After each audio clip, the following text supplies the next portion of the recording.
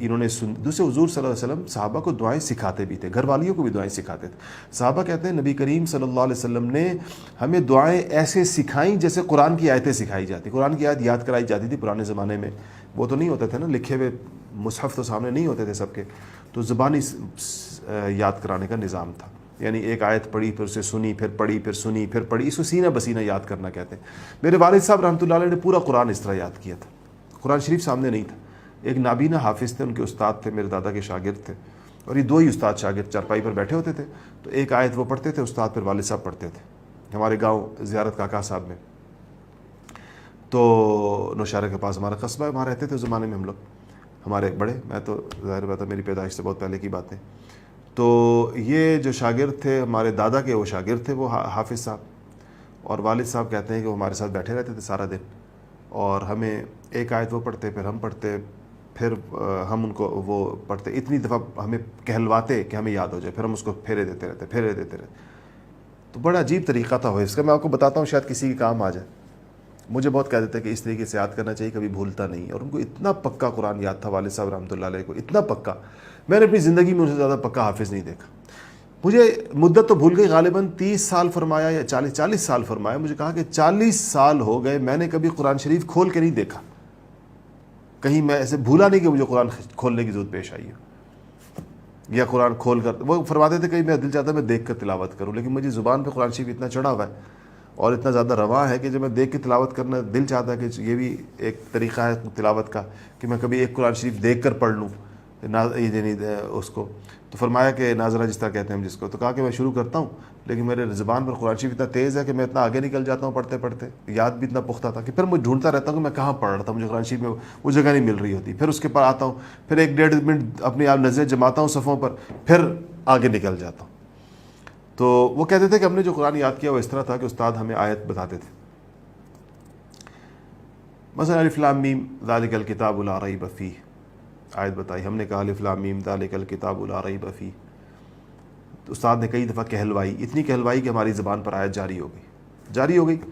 آیت یا 2-3-4 آیتیں ملا کر سبق جس کو کہنا چاہیے، سبق دے دیا استاد نے اس طرح. وہ کئی آیتیں بھی ہو سکتی ہیں، شروع میں کم ہوتی ہیں بعد میں بڑھ جاتی ہیں. تو فرماتے تھے اس کے بعد وہ ہمیں کہتے تھے کہ اب تم ان آیتوں کو جب یاد تمہیں ہو گئی، کہلانے زبانی بات چل رہی ہے، تو اس کا مطلب ہے کہ جب یاد ہو گئی، استاد نے یاد کرا دی اپنے سامنے بٹھا کر، کہلوا دی، اب ہم 4-5 آیتیں خود سے پڑھ سکتے ہیں بغیر دیکھے ہوئے. دیکھنے کا تو ویسے سوال نہیں، مصحف ہے ہی نہیں درمیان میں، استاد ویسے ہی نابینا ہے.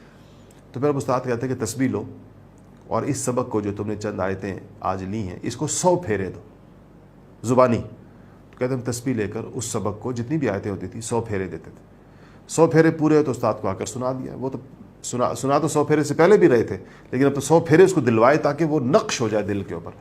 پھر کہتے ہیں اگلا سبق بھی اسی طرح 100 پھیرے. پھر ان دونوں سبقوں کو چونکہ الگ الگ 100 پھیرے دیے ہیں تو ان دونوں کو کنیکٹ بھی کرنا ہوتا ہے آپس میں. تو کہا دونوں کو ملا کر ہم 50 پھیرے دیتے تھے.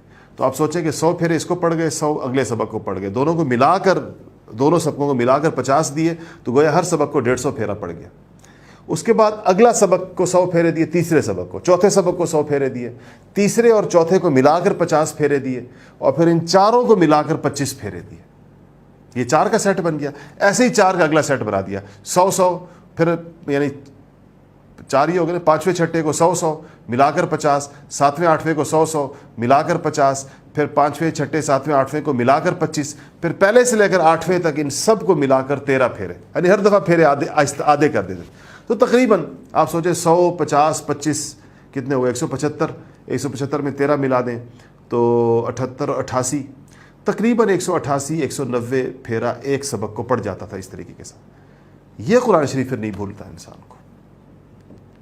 یہ ساری عمر ایسے جیسے آپ کے دل کے اوپر تحریر ہے، جب مرضی پڑھیں. الف لام میم سے لے کے والناس تک. والد صاحب رحمۃ اللہ علیہ نے 1 رات کا ختم بھی کیا ہوا تھا جب سردیوں کی لمبی راتیں ہوتی، 3 رات کا ختم بھی کیا تھا. اب 4-5 راتوں کا ختم تو ان کے لیے رمضان کے اندر ایسا تھا جیسے معمول. اللہ پاک نے بہت پڑھنے کی توفیق دی تھی. سارا دن ہم دیکھتے تھے کہ حالانکہ بہت اونچے درجے کی کتابیں پڑھاتے تھے اور مختلف مضامین میں PhD کراتے تھے. ان کے پاس تفسیر میں، فقہ میں، حدیث میں، عقیدے میں، اتنے بڑے بڑے مضامین میں لوگ. انٹرنیشنل اسلامک یونیورسٹی اسلام آباد میں ان کے پاس PhD کرتے تھے اسٹوڈنٹس. اور لیکن اس کے ساتھ تلاوت. اپنی گاڑی خود ڈرائیو کر کے جاتے تھے یونیورسٹی، اور 30-35 منٹ ان کو لگتے تھے یونیورسٹی جانے میں. تو مجھے فرمایا کرتے تھے کہ میں جاتے ہوئے ایک سپارہ پڑھ لیتا ہوں یونیورسٹی جاتے ہوئے, یونیورسٹی سے واپسی پر ایک سپارہ, ڈرائیو کرتے ہوئے. حالانکہ ڈرائیونگ کے ساتھ تلاوت کرنا مشکل ہوتا ہے, اس لیے کہ آپ دیکھ رہے ہیں کہ دائیں بائیں لوگ آ رہے ہیں جا رہے ہیں, بریک لگ رہی ہے, ہارن, یہ وہی بندہ ڈرائیونگ کے دوران تلاوت کر سکتا ہے جس کو قرآن شریف بہت زیادہ پختہ یاد. تو فرماتے تھے کہ یہ اس یاد کرنے کی برکت ہے. اللہ تعالی ہم سب کو ایسا قرآن یاد نصیب فرما دے. بہت بڑی چیز ہے قرآن کے ساتھ جس کا دل لگ جائے, اس دنیا میں کسی اور چیز کی ضرورت نہیں رہ جاتی.